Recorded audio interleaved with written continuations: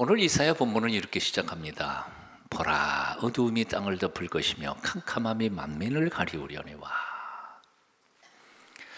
1990년대 이전에 미래학자들은 인류의 미래를 핑크빛 묻어나는 찬란한 유토피아의 세상으로 그렸습니다.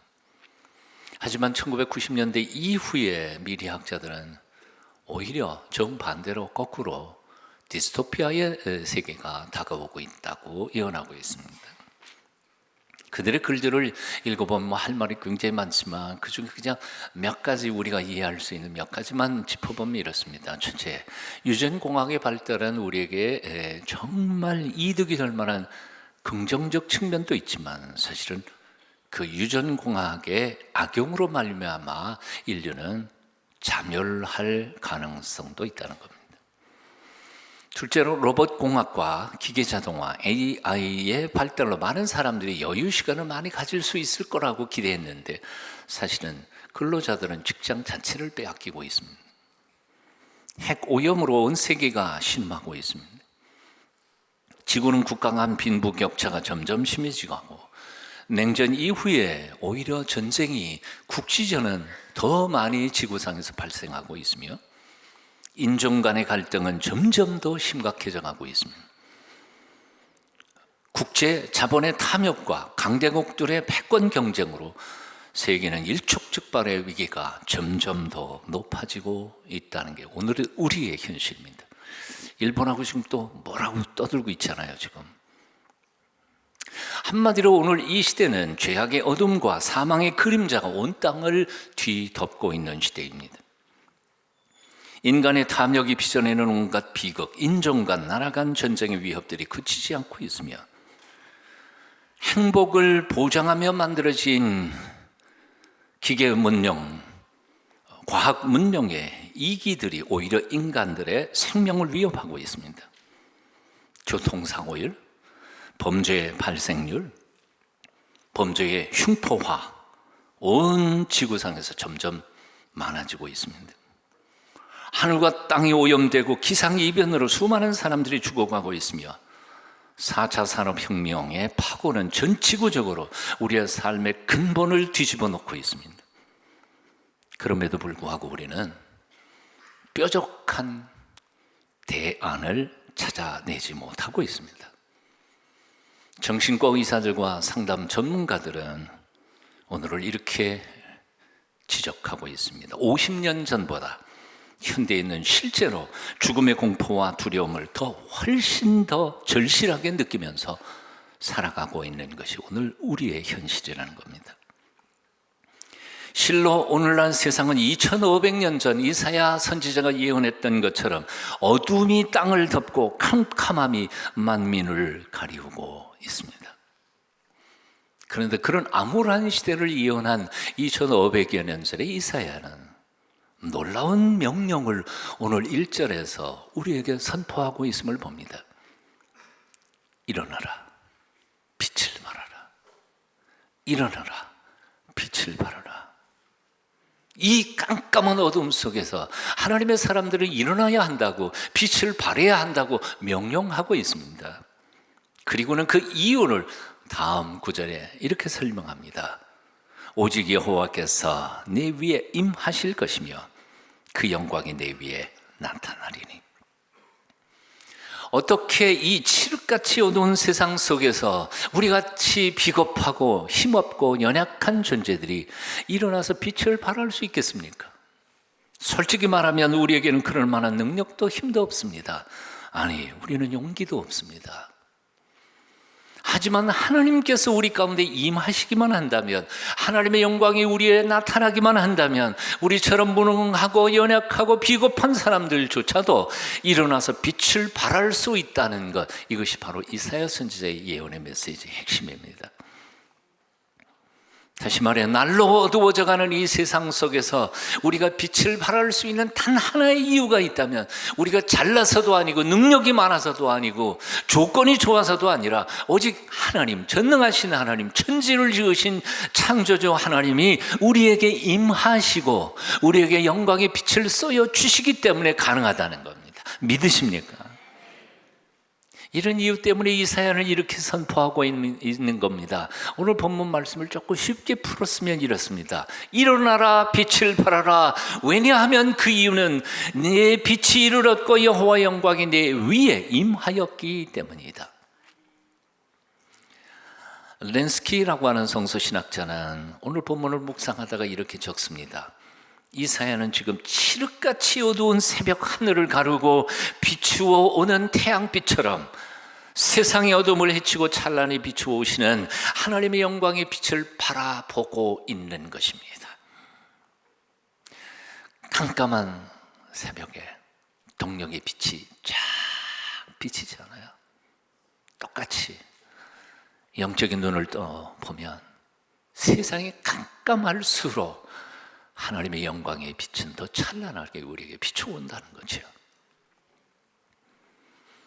그렇습니다. 이사야 선지자는 지금 새벽 어둠을 헤치고 찬란히 비춰오시는 하나님의 영광의 빛, 그 빛 속에서 인생들을 살려내시는 생명의 은총의 빛을 바라보고 있는 것입니다. 성자 어거스틴은 한때 이런 말을 한 적이 있습니다. 어둠이란 무엇인가? 어둠이 스스로 존재하는 것은 아니다. 빛이 없는 것이 어둠일 뿐이다. 진리하는가요? 어둠이 따로 존재하는 것이 아닙니다. 빛이 없으면 세상은 어둠이 되게 돼 있습니다. 악이 따로 존재하는 것이 아닙니다. 선과 하나님의 의가 없는 것에는 악은 저절로 생겨나게 돼 있습니다.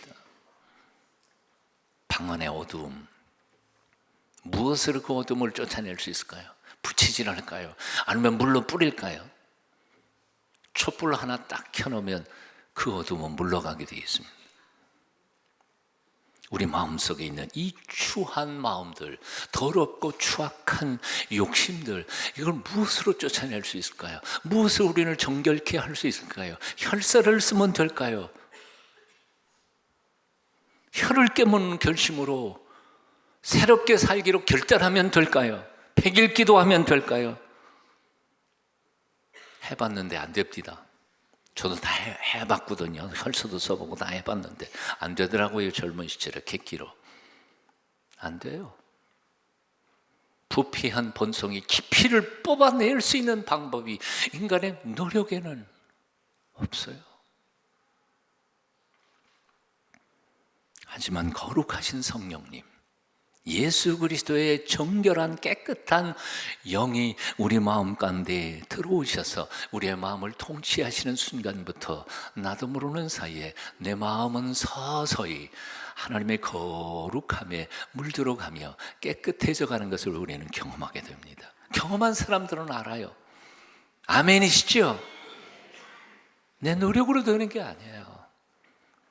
거룩하신 깨끗한 영이신 성령님이 내 안에 들어오셔서 나의 마음을 통치하기 시작하는 순간부터 조금씩 당장 내가 성자가 되는 건 아니지 몰라도 나도 모르는 사이에 며칠 지났는데 내가 기특한 생각을 하기 시작해요. 몇 년 지났는데 나 많이 바뀌었어. 여러분 가끔 자기가 기특해 보이지 않으세요? 내가 아니야. 나를 변화시키신 성령님의 은혜 때문이에요. 칠흑같이 어두운 이 시대에 이 어두움의 문제들을 무엇으로 해결할 수 있을까요? 정치적인 힘으로요? 국제연합 테이블에서 나라들이 모두 모여서 협상함을 통해서요? IMF의 기금과 강대국들의 정상회담을 통해서요? 지금 해보고 있지 않아요. 근데 되나요? 아직도 문제는 해결되지 않고 있어요. 이유는 간단해요. 왜냐하면 오늘날 인류가 당면한 문제는 본질적으로 단순한 돈 문제가 아니기 때문이에요. 이 바보야! 문제는 경제야! 그렇게 말하는 사람이 있지만 사실 돈 문제, 경제 문제로 인류의 비극이 해결되는 게 아닙니까? 단순한 정치적인 게임이나 윤리적 도덕적인 문제가 아니라 그보다 더 깊은 영적 어두움의 문제, 인간의 내면 속에 깊이 뿌려박은 숨겨진 죄악의 본성의 문제가 바로 이 문제의 핵심이기 때문에 안 되는 거예요. 협상으로 될 일이 아닙니다. IMF 자금으로 되는 것도 아닙니다. 정상회담으로 될 일도 아닙니다. 오직 천지를 지으신 전능하신 하나님의 은혜의 빛이 나와 내 마음과 영혼 속에 비추어질 때 나를 바꾸시고 너를 변화시키시는, 우리를 새롭게 하시는 하나님의 은혜의 빛으로 될 줄로 믿습니다. 하나님의 생명의 빛이 우리 가정에 비춰질 때에만 가정은 새롭게 될 수 있습니다. 하나님의 영광의 빛이 우리 가운데 비춰올 때에 죽음의 그림자들은 서서히 물러가게 될 것입니다. 그래서 이사야 선지자는 선포하고 있는 겁니다. 일어나라, 빛을 발하라. 이는 내 빛이 일어났고 여호와 영광이 내 위에 임하였습니다. 이 말씀을 묵상하면서 인류의 희망이 어디에 있을까 생각해 봅니다. 여러분, 희망이 어디 있을까요? 말씀을 묵상하면서 생각해 보세요. 인류의 희망 딱 한 곳에 있습니다. 뭐냐 하면 하나님의 영광의 빛을 쏘임을 받은 하나님의 사람들이 자신의 삶의 현장 속에서 그 빛을 발하는 삶에 있습니다. 아멘. 하나님의 영광의 빛을 쏘임 받은 사람들이, 그 하나님의 사람들이 자신의 삶의 구체적인 현장 속에서 자신이 받은 영광의 빛, 사랑의 빛을 온전히 비춰낼 때 세상은 조금 더 밝아지고 조금 더 따뜻해지고 살만한 세상 될 줄로 믿습니다. 2019년 한 해가 밝았습니다. 돼지해라는 점에 너무 의미를 두지 마십시오. 사실 작년 2018년 시작할 때 황금 강아지 의미를 많이 뒀잖아요. 그래봤자 누렁이지만 2018년 지나간 다음에 뭐 달라진 게 있어요? 뭐 개해는 개해지 뭐 별로 뭐 그렇게 달라진 게 없는 것 같아요. 근데 요즘은 또 황금 돼지 얘기하여 해석을 어떻게 하든지 간에 우리의 인생 자체가 달라지는 일은 별로 없는 것 같아요. 오히려 역사와 시간의 주인이신 하나님, 그 영광의 빛을 바라보며 그 영광의 빛을 받은 사람들이 어둠을 비치는 빛의 사자들로 자신의 삶의 현장에서 서로를 섬기며 살아가게 될 때 하나님께서 부족하지만, 무식하지만, 모자라지만, 비겁하지만 우리를 통해 하나님이 기적을 행하여 주실 줄로 믿습니다. 올 한 해 하나님의 영광의 빛을 드러내시는 하나님의 사람으로 살게 되시기를 축원합니다. 옆에 있는 사람한테 또 인사해 보겠습니다. 빛을 드러내는 하나님의 사람, 빛의 사자로 사십시오. 또 길죠? 예, 다 따라 하실 수 있어요. 시작.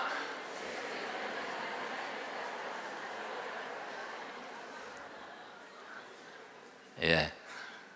우리 동서교회 나온 지 얼마 안 되신 분들은 잘 못 따라 하실 거예요. 하지만 연습하십시오. 빛을 드러내는 하나님의 사람, 그리고 빛의 사자로 올 1년 동안 살아가게 되시기를 축원합니다. 오늘 본문을 묵상하면 무엇보다 먼저 일어나라 라고 말씀하고 있습니다. 일어나라 말씀합니다. 이 말은 히브리어로 구미라고 하는데 잠에서 깨어나는 것을 가리키는 단어입니다.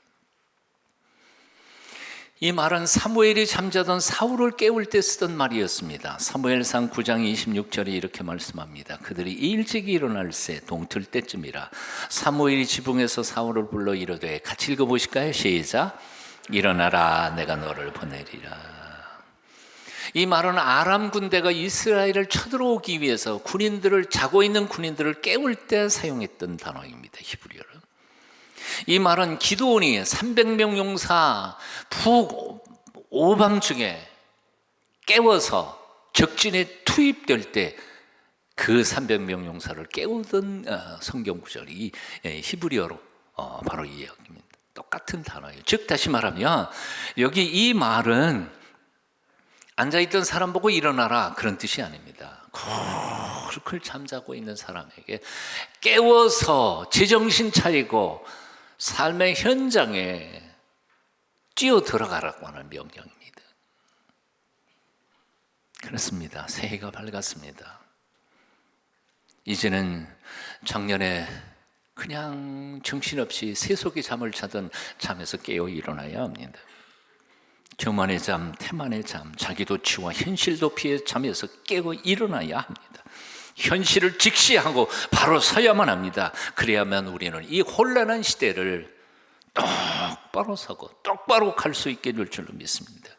일어나십시오. 그만 자고 일어나십시오. 새해가 밝지 않았습니까? 새해입니다. 예. 어떤 사람은 그러더라고요. 새해 이렇게 전환하면서 돼지꿈 꿔야 된다고, 나 자야 된다고. 개꿈, 돼지꿈 다 깨고 일어나셔서 이제는 현실을 살아가는 하나님의 사람들이 되어야 할 줄로 믿습니다. 성경을 보십시오. 하나님께서 당신의 백성들을 깨우는 장면들이 굉장히 많이 나옵니다. 이사야 52장 1절입니다. 같이 읽습니다. 시작. 시온이여 깰지어다 깰지어다 내 힘을 낼지어다. 에베소 5장 14절입니다. 함께 읽습니다. 잠자는 자여 깨어서 죽은 자들 가운데서 일어나라. 그리스도께서 너에게 비추이시니라. 사랑하는 여러분, 이제 일어나십시오. 새로운 태양, 새해가 밝았습니다. 의의 태양이신 하나님의 영광이 나타날 때 그 영광의 빛 가운데서 정신 바짝 차리고 하나님의 영광스러운 일꾼들로 준비되시기를 바랍니다. 어두움의 잠, 쾌락의 잠, 세상낙의 잠에서 깨어 일어나십시오.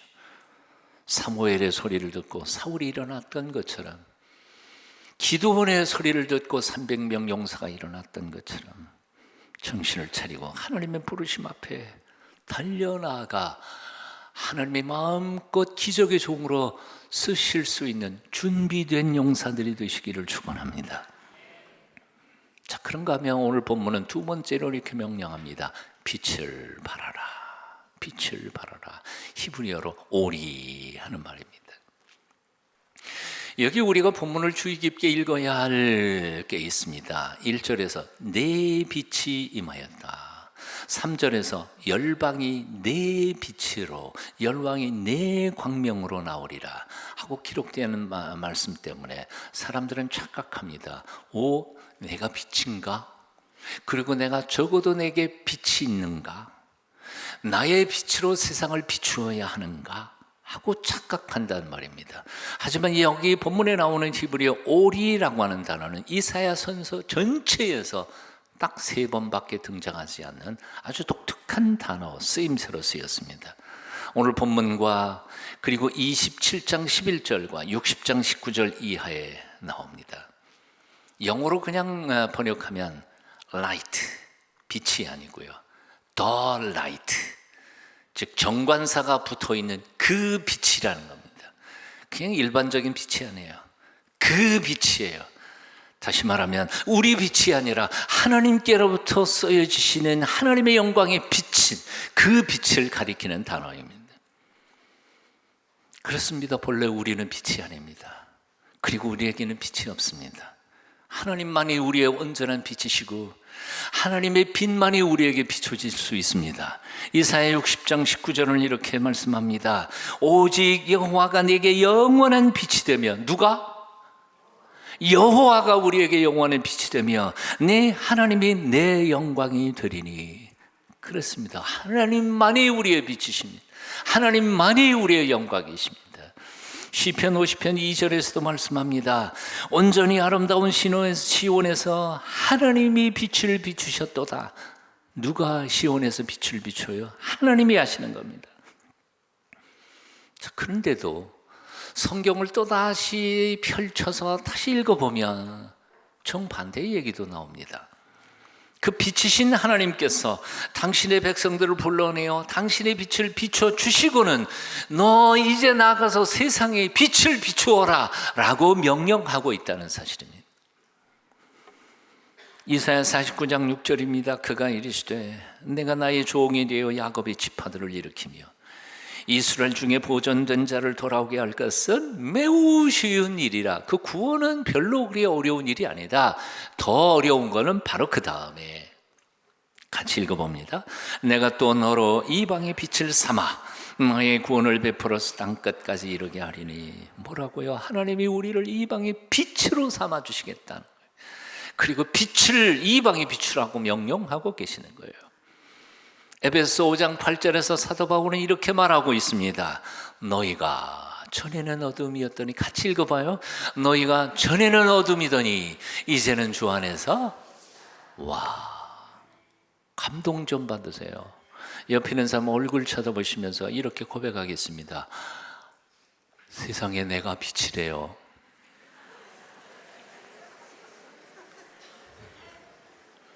빛 맞아요? 어둠 같은 빛 아니에요? 하나님이 빛이라 그러면 빛인 거지요. 너희는 세상의 소금이니, 너희는 세상의 빛이니, 빛이 되어라 그렇게 말하지 않고요, 빛이니 그랬어요. 빛이라고. 그렇습니다. 우리는 본래부터 빛이 아니었습니다. 그리고 우리가 본래부터 빛을 비출 수 있는 능력이 있는 사람들도 아니었습니다. 하지만 하나님께서 당신의 영광스러운 빛을 우리에게 비추어 주심으로 해서 우리를 이방인의 빛으로 삼아 주셨고, 우리 보고 빛을 이 어두운 세상의 빛이라고 말씀하고 계시는 것입니다. 우리는 본래 선하고 착해서 하나님의 백성이 된 게 아닙니다. 하나님의 은혜로 거룩한 자녀로 택함을 받고 하나님의 그 의를 덧입혀서 우리가 하나님의 자녀가 되고 빛의 사자가 된 것입니다. 이것은 마치 다른 본래 발광체가 아니죠. 빛을 발하는 게 아닙니다. 달 자체는 빛이 안 나요. 하지만 밤중에 보면 태양빛을 반사해서 달빛이 환하게 어둠을 비추는 것과 똑같습니다. 태양의 빛을 받고 밤에 빛나는 달처럼 우리는 그의 은혜로 빛의 자녀로 택함을 입어 하나님의 영광의 빛을 반사하면서 빛을 비추면서 살아가고 있는 것입니다. 한 번 더 따라해 보시겠습니다. 전에는 너희가 어둠이었더니 이제는 주 안에서 빛이라. 제가 빛입니다. 아멘. 어둠이었던 우리가 빛을 발할 수 있는 단 하나의 조건이 있습니다. 뭘까요? 빛을 받아야죠. 달처럼.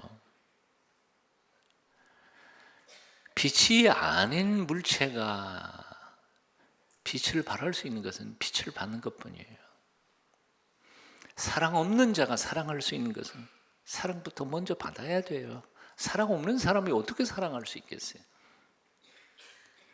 평화 없는 사람이 다른 사람에게 평화를 어떻게 선물하겠어요? 먼저 하나님의 평화를 소유해야 돼요. 네.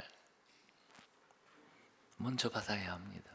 그것도 조금 받아가지고는 안 되고요, 풍성히 충만히 받아야 됩니다.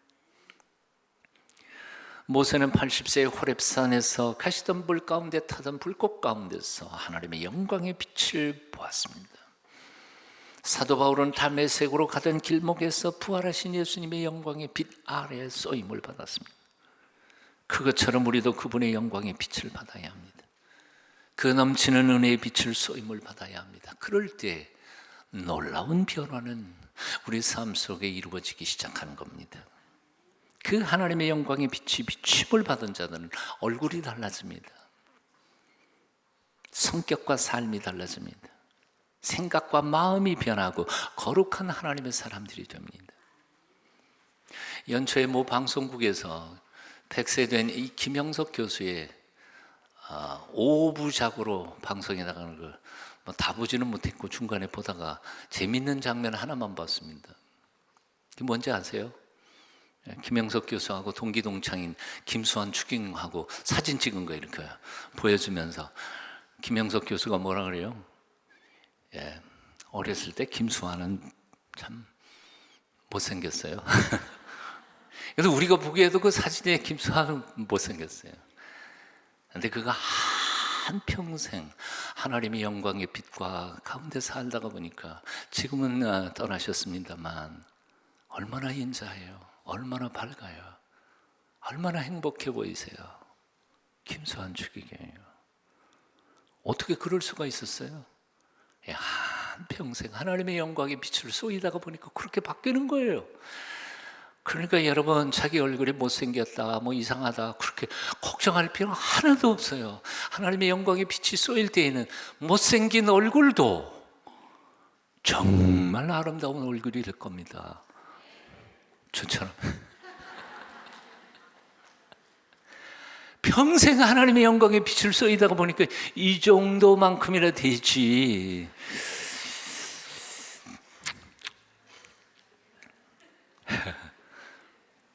하나님의 영광의 빛 가운데 사는 사람은 부정적인 생각이 긍정적인 생각으로 바뀝니다. 슬픔이 변하여 기쁨이 되고, 전날의 한숨 변하여 찬송과 노래가 됩니다. 우리가 잘 부르는 찬송가 370장, 그 두려움이 변하여 내 기도 되었고, 전날의 한숨 변하여 내 노래 되었네.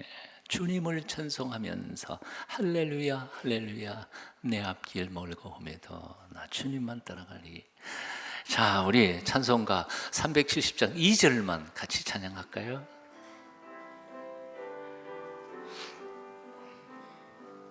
그 두려움이 변하여 내 기도 되었고, 전날의 한숨 변하여 내 노래 되었네. 주님을 찬송하면서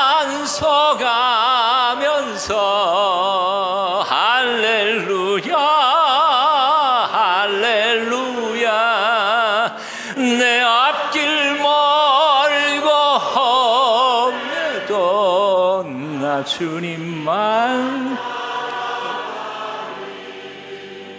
아멘. 이런 이유 때문에 구약의 우리 선배 성도님들은 날마다 순간마다 하나님의 영광의 얼굴빛을 비춤 받기를 기도했습니다. 시편 80편 3절 7절입니다. 하나님이여, 우리를 돌이키시고 주의 얼굴 빛을 비추사 우리로 구원을 받게 하소서.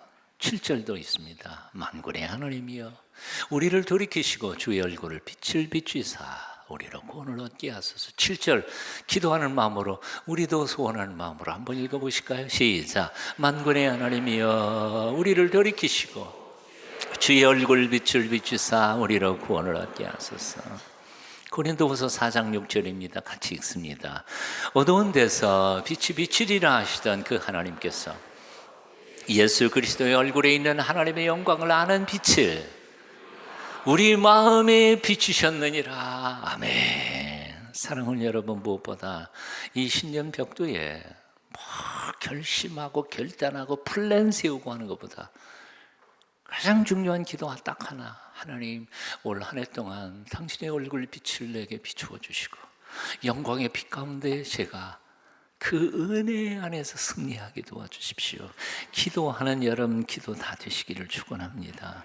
모세를 변화시켜 주셨던 그 영광의 빛, 사울을 바울 되게 하셨던 그 은혜의 빛, 이 빛이 여러분에게 비춰 주시기를 축원합니다. 이혜인 수녀가 쓴 시 햇빛을 받으면 이라는 것 몇 절 읽어봅니다. 햇빛을 많이 받아 단불이 많이 든 과일을 먹을 때, 아 맛있다, 햇빛을 아주 잘 받은 게야, 감탄을 거듭하시던 어머님 말씀을 들으면 나도 하나님의 빛을 많이 받아 잘 익은 마음을 갖고 싶다는 그런 생각을 합니다. 햇빛을 많이 받은 과일에서 단맛이 나옵니다. 하나님의 영광의 빛을 많이 쏘인 심령에서 사랑과 용서와 평화와 신령한 빛이 나오게 되어 있습니다. 내가 몹시 추울 때 나를 금세 녹여주는 한 줄기의 고마운 햇빛을 받으면 나도 그렇게 소리 없이 스며드는 햇빛처럼 이웃을 따뜻하게 녹여주는 사랑의 마음을 갖고 싶다는 그런 생각을 합니다. 말씀을 줄이면서 이렇게 정리해 봅니다. 궁극적으로 빛을 발한다는 것은 무엇을 의미하는 것일까? 간단히 말해서 착한 행실을 보이는 겁니다. 세상 앞에 그냥 단순한 도덕적으로 윤리적으로 착한 행실을 보이는 게 아니고, 하나님의 자녀로서 우리 하나님 아버지가 얼마나 아름다운 빛이신지 세상 앞에 나를 통해 드러내는 삶을 살아가는 것입니다. 그분의 빛을 받아 어두운 것에서 빛을 발하고, 그분의 사랑의 열기를 받아 추워하는 이들의 마음을 따뜻하게 녹여주는 것. 찰나의 전체 인생을 목을 메고 사는 사람들에게, 아니 그거보다 참된 소망과 꿈과 영생이 있음을 선물하는 것, 이것이 바로 빛을 발하는 삶입니다. 온 세상이 어둠에 덮여 있고 만민이 어둠에 묻혀 있지만 하나님의 영광의 빛으로 이 한 해 동안 세상의 빛을 드러내는 하나님의 사람들로 살게 되시기를 축원합니다. 리빙스톤의 묘비문에 이런 글이 쓰여 있습니다. 나는 이런 인생을 살 수만 있다면 성공한 삶이라고 생각합니다. 같이 읽어봅니다. 당신이 왔을 때 우리에게는 어둠뿐이었지만 당신이 떠난 지금 우리는 빛 가운데 있습니다. 와, 여러분의 삶의 현장에 여러분이 만나는 사람들이 그런 고백을 하는 위대한 한평생을 사시기를 축원합니다. 기도하겠습니다. 칠흑 같은 어둠의 세상 한복판으로 빛으로 오신 주 예수님을 찬양합니다. 그 영광의 빛을 우리에게 날마다 순간마다 비추어 주셔서 우리 또한 희망과 용기로 이 어두운 세상에 빛을 비추며 살아가도록 우리를 도와주시옵소서. 예수님 이름으로 기도합니다. 아멘.